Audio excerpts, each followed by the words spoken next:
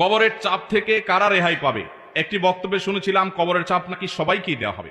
ভাইরা আমার, কবরের আযাব, বিশেষ করে কবরের প্রথম চাপ, আযাবটা শুধুমাত্র পাপিষ্ঠদের জন্যই হবে, কিন্তু কবরের যে একটা চাপ থাকবে, কবর প্রথমেই একটা চাপ দিবে। যারা কবরস্থ হবে না, বারজাখী জীবনে যে যেখানে তার ধ্বংসাবশেষ থাকুক, সেখানে একটা প্রেসার প্রত্যেকটা মানুষকে দেওয়া হবে, একটা চাপ থাকবে। একটা হাদিসে আসছে, নবী করিম সাল্লাল্লাহু আলাইহি ওয়াসাল্লাম বলেছেন, এই চাপ থেকে কেউ রেহাই পাবে না। যদি কবরের চাপ থেকে কেউ রেহাই পায়, তাহলে সে সাদ ইবনে মুআজ রাদিয়াল্লাহু তাআলা একজন সাহাবীর কথা বলেছেন, তিনি পাবেন। এছাড়া আর কেউ কবরের চাপ থেকে রেহাই পাবে না। তবে এটা আলমুল গায়েবের বিষয়, কেমন হবে সেটা একমাত্র আল্লাহ ভালো জানেন। এটা ঠিক, যারা ঈমানদার তাদের চাপটা হবে সহনীয়, যারা বেঈমান তাদের চাপটা হবে অসহনীয়।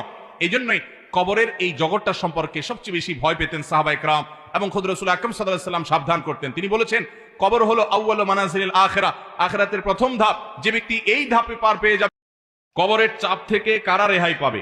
একটি বক্তব্যে শুনেছিলাম কবরের চাপ নাকি সবাইকেই দেওয়া হবে। ভাইরা আমার, কবরের আযাব, বিশেষ করে কবরের প্রথম চাপ, আযাবটা শুধুমাত্র পাপিষ্ঠদের জন্যই হবে, কিন্তু কবরের যে একটা চাপ থাকবে, কবর প্রথমেই একটা চাপ দিবে। যারা কবরস্থ হবে না, বারজাখী জীবনে যে যেখানে তার ধ্বংসাবশেষ থাকুক, সেখানে একটা প্রেসার প্রত্যেকটা মানুষকে দেওয়া হবে, একটা চাপ থাকবে।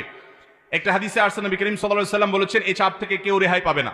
যদি কবরের চাপ থেকে কেউ রেহাই পায়, তাহলে সে সাদ ইবনে মুআজ রাদিয়াল্লাহু তাআলা একজন সাহাবীর কথা বলেছেন, তিনি পাবেন। এছাড়া আর কেউ কবরের চাপ থেকে রেহাই পাবে না। তবে এটা আলমুল গায়েবের বিষয়, কেমন হবে সেটা একমাত্র আল্লাহ ভালো জানেন। এটা ঠিক, যারা ঈমানদার তাদের চাপটা হবে সহনীয়, যারা বেঈমান তাদের চাপটা হবে অসহনীয়।